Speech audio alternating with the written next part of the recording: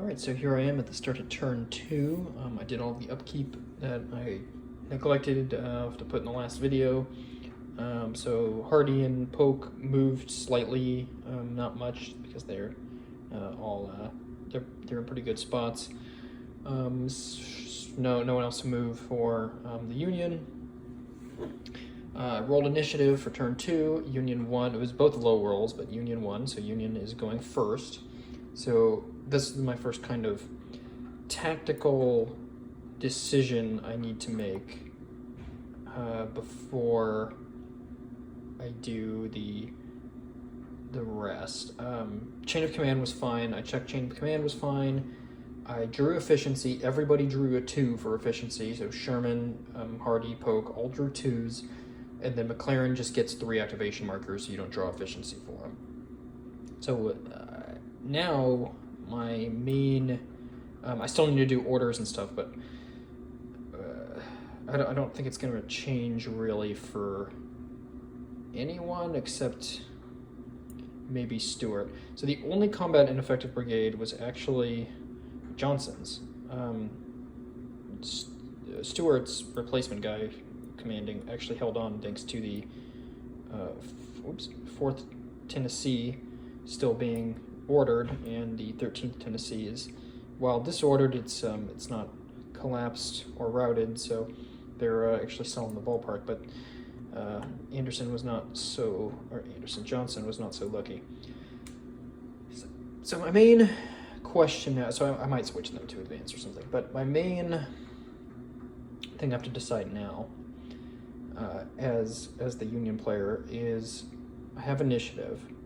Do I want to activate McLaren first and do some damage to blunt the counterattack on this first move here? We already have 2 fatigues, so that's not great. Or do I want to activate Sherman first so that I can get troops in position to deflect this Confederate flanking force a bit, or at least slow it down enough, for the scenario? Because it's risky. Because yes, resisting these. Oh, I still have to roll for these guys to see if they are able to move. But anyway, like, this is a decent position, and I think we're mostly okay. We could probably take a few shots out with some prepared fire, do some more damage. Kind of keep them at edge, but we're not like. I don't think we're in like immediate danger. We're maybe 2 Confederate activate, like reserve and maybe Ruggles activations away from actually being in a bad spot, especially with Veach's brigade. He's actually doing a pretty good job of pushing back the Confederates over here, and could potentially do damage depending on what happens with these guys. But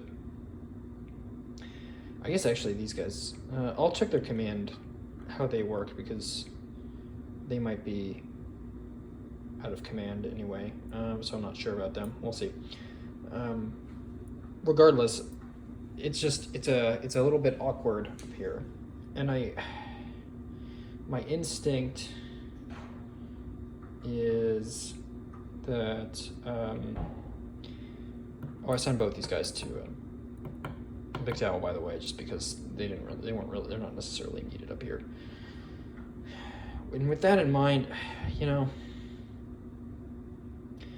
think Sherman might be the way to go. I feel like I should play it a little safe. Don't try to risk it, because if they get up to here and are able to start pushing up, it's just going to be a nightmare. So I think I got to play it safe and do Sherman. That's kind of my thought process, a little bit about getting some guys up and keeping them at bay.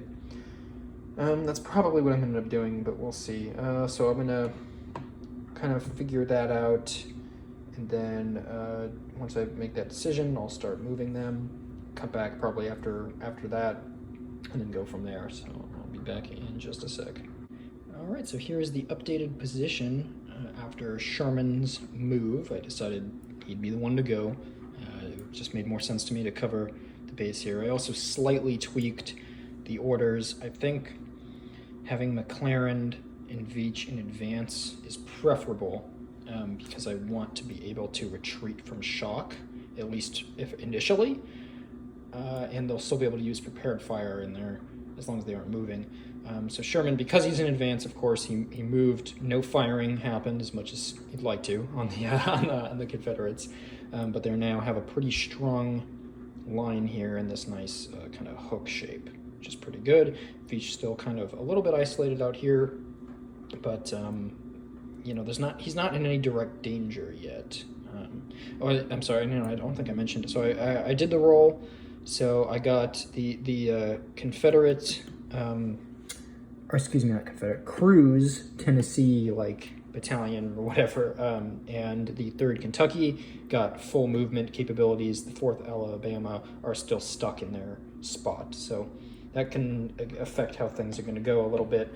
We'll see. But let's do a drawing. See, it's all in there. Okay. Who do we got? Oh, McLaren. Okay, so McLaren gets to go next. That's, well, okay, Union luck continues. All right. So we'll resolve his business, which is, I think, just going to be a lot of shooting, and then we'll come back after. McLaren's activation was, as I said, pretty much just shooting. It was fairly successful. The 33rd Tennessee took another strength point loss and had to retreat after a UDD, or excuse me, a second disorder, not a UDD, a second disorder. The 9th Texas took another strength point loss. They weren't forced back, but they had ineffectual fire back against the 4th Illinois. And Anderson, that was up at the front with the 20th Louisiana, they took more damage, failed a second disorder, and had to take another strength point loss and retreated. Anderson escaped unharmed. So just more damage being done to the Confederates. There was some artillery fire that was ineffectual here, and not much else really going on, but that was pretty much, I would say that was still a decent show for the Union there. Not too bad at all. Let's take a look in the cup and let's see who's going to be going. All right, poke. It's a poke command. All right, so now we got poke going. So he can commit. So I believe it's someone. If someone knows for sure, they can correct me. But I believe the way it works is that a corps commander like this can give issue orders to one brigade. And I think I might have done that wrong in the last scenario, but I'm not positive if it was the same rule then or exactly how it goes. But if someone watches, please let me know, because I've been trying to look it up and I can't see anything I haven't found anything definitive as far as I can tell, but I might just be misreading something. Anyway, but I believe that means Polk, who has Clark and Chetham's guys under his command, is able to issue one brigade order. So I'll go ahead and do that. And depending on how eventful that is, and I kind of suspect it's not going to be that eventful, to be honest, I may or may, I guess Russell might be able to do something, but I may or may not cut back after that, or after maybe a couple more activations, or at least an interesting one. But I guess, yeah, Russell might be able to do something here, though I'm a little bit worried about him going without support from Pond, so I don't know, I may just want to pull Clark's men back and just get them out of harm's way and clear the field for Tribute. Almost did it again. For Tribu's men. Maybe it does. So I don't know, we'll see how it goes. And I'll come back at some point in the future. So I've done a couple activations since the first, or I should say, I did the poke activation, which I used him to move Stewart's guys back, just kind of getting out of here. Don't want them taking more fire, so we just pulled everybody back there. And I pulled Hardy, so I decided to move Pond plus the Claiborne guys are attached. So we moved up Pond, moved up all them, pawned and all that. Wait, yeah. Actually, I'm sorry. Were they attached to pawn or were they attached to Russell?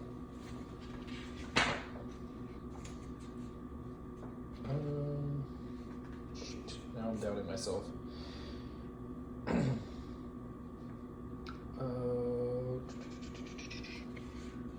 Cleburne's boys. Where's the there it is, Confederate command.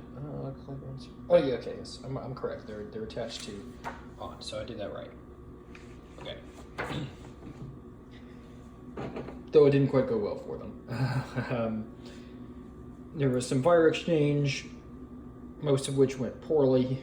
Actually, all of it, I think, went poorly. The 18th Louisiana fired over on the extended line here of the, which guys are these? 46th Ohio. They failed to do any damage. They forced a disorder check, but the Ohio passed. They returned fire and managed to disorder them, so that wasn't great. These guys, they didn't fire, but they failed their disorder check. I mean, it's only a 3, so it's not that bad. This got really bad, though. So this is kind of a mistake on my part. I had the 35th Tennessee on top, and I should have had the 15th Arkansas. Though, I guess maybe it actually they were already at 5. I guess it wouldn't make that much of a difference. But there was an exchange of fire with the 40th Illinois. Illinois passed their disorder check. They responded with fire. And I think this is where the muskets versus rifles really made a difference. The rifles at the 2 range still get that +1, which kept their roll pretty decent, and they scored a strength point hit, which triggered an auto collapse on the 35th Tennessee, and their second disorder was fine, but well, the order I did, and perhaps this is wrong, they took the strength point hit, I rolled the disorder check, they passed, and then because they're technically collapsed for being less than half, I then disordered them and put them on collapse side. I don't actually know for sure if that's the correct order. It might be that as soon as they hit below the half, they're considered collapsed in disorder, and then it would be a second disorder check. I could see that being possible, but I'm not sure exactly. Let me just double check collapse. Let's see, is it immediate? No, I'm trying to take a step less than half turn is automatically and immediately disordered the instant does no effect if already disordered. Those considered collapsed. Okay.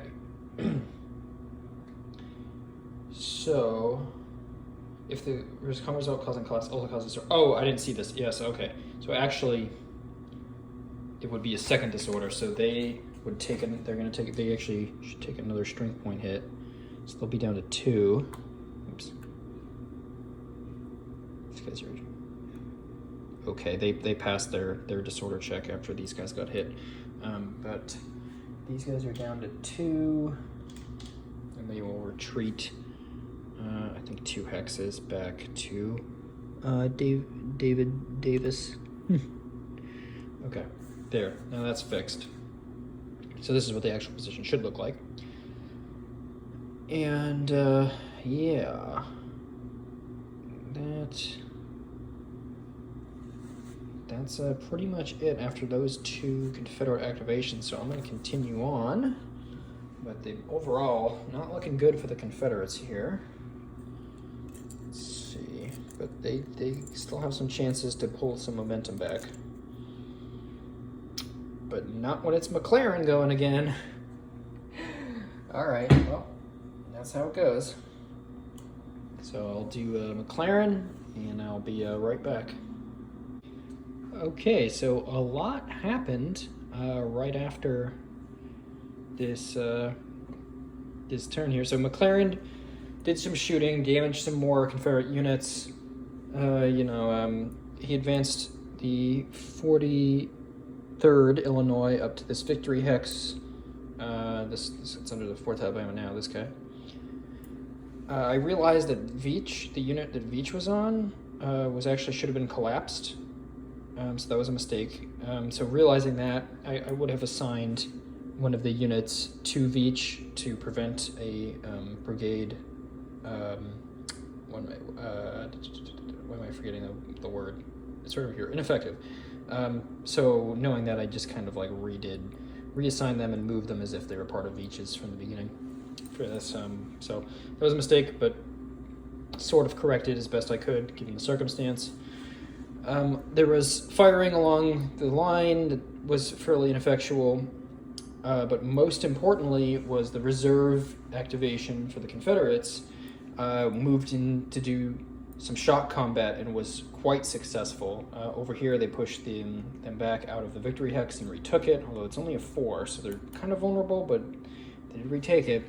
Over here the Kentucky regiments did an excellent job of breaking through and forcing out Marsh's 2 regiments up here, inflicting a little bit of damage and disordering them, getting them back, all under good order. So they're looking very good right now. That might be a serious. It is a serious threat. Sherman's gonna have to try to move. Probably that. Oops. Probably move the. What are they again? 16th Iowa. They're gonna have to move the Iowa regiment up to try to counterattack and force them back.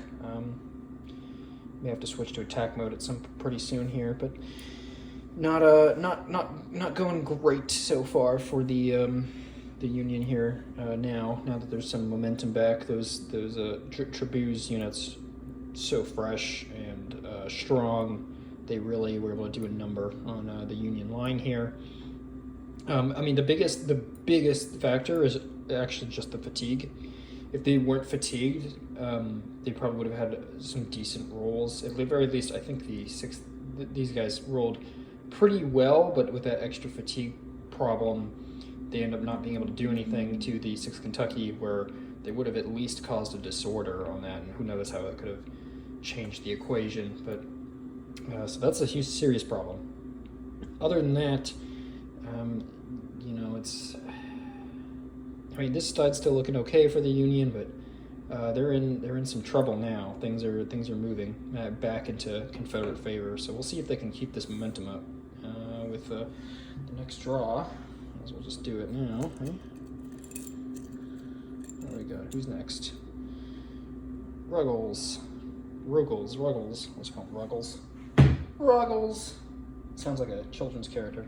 Anyway, all right. So that's the next activation. I don't imagine he's going to. Excuse me. Sorry about that. I don't imagine he's actually going to have a whole lot to do. So, depending on, I guess he can move Pond up again. That'll be nice, but I think.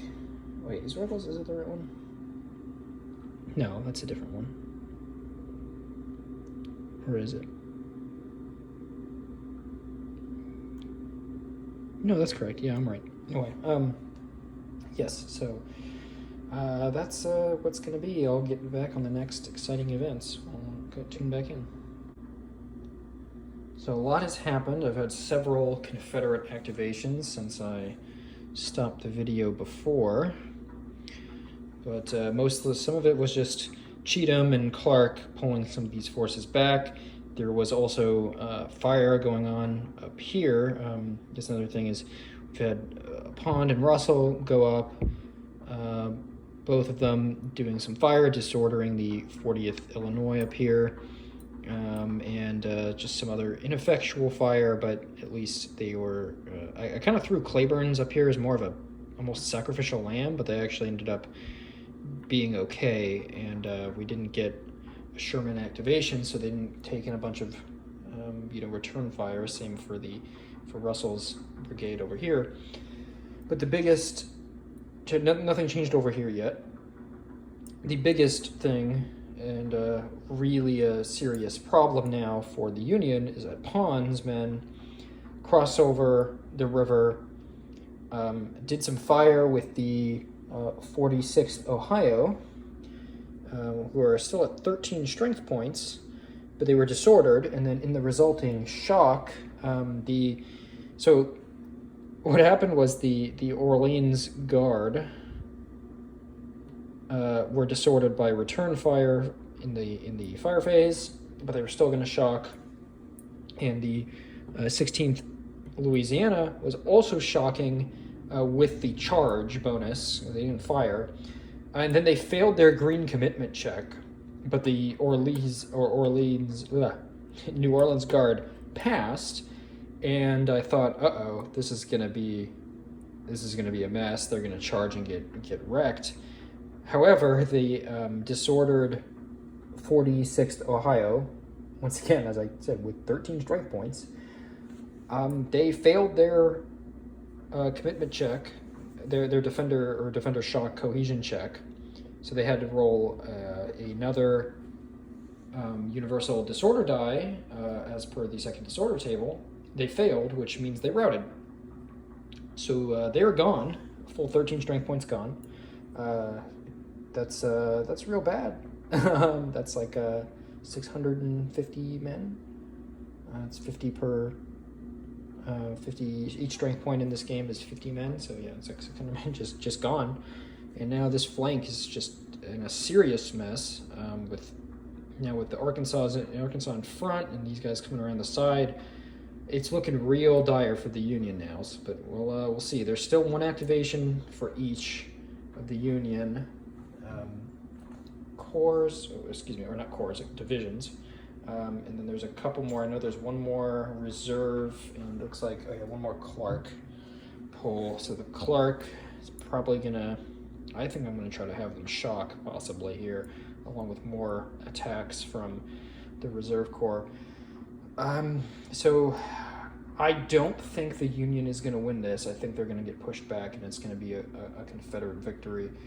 But we'll see how it shakes out. There is, I suppose, some potential here for counterattacks and to possibly squeak something out if they can just hold on to those objectives. Or score one more objective hex and hold on to that with what they have. They might have a shot, but it's going to be really close on that. I don't think there were any objective hexes back here, which might end up being part of their saving grace. We'll see. We'll see. Exciting stuff has happened, and I also corrected a couple mistakes from before. So I am about halfway through McLaren's final activation. I only have one more. I think it's the Reserve Corps left as the final activation for the turn, but I just did Veach's stuff, and a lot happened. But a couple of things that I fixed. One, I was forgetting to do the post-shock disorder. So the Kentucky units and the 5th Tennessee, this is one thing I think happened off camera just now too. They did a shock attack on Sherman's line and forced a retreat and come up. I was forgetting to disorder them after.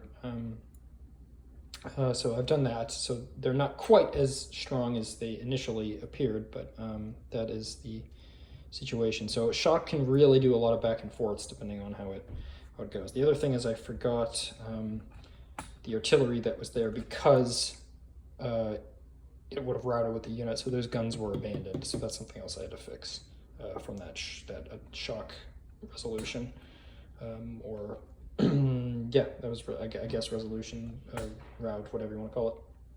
So anyway, the other things that happened over here at Veach though is they basically demolished the Traboo's like a detachment that was over here by Wolffield. The 3rd Kentucky is still in decent shape with 7 strength points. They're low ammo, which isn't great for them, and they were forced way back after these fire and shock combats that occurred. They weren't fired on, they just got hit with a continued shock from the 15th Iowa. Yeah, 15th Iowa, who rolled really well and was able to force them back, and then they got messed up in the 2nd disorder roll and had to retreat even more and took another strength point hit. The other two, the 4th Alabama and Cruz Tennessee Battalion, those guys were both routed in the resulting shock combats. They were just so heavily outnumbered too by getting hit here, and because they're still in attack orders, they couldn't retreat, so they just got steamrolled pretty hard. So the Yankees are once again in control of this victory point, and I'm gonna be honest, I don't think that the Confederates, with only the Reserve Corps left to activate, are going to be able to retake this one. So I think a lot is going to, and I still have to do Marsh, so we'll see what happens here. But depending on how this shakes out, I think it's almost entirely going to come down to if they can take this hex here. That's actually now, this is now the main point where it's going to hinge on. And I don't regret that attack they did. I think that was absolutely necessary to possibly win this scenario.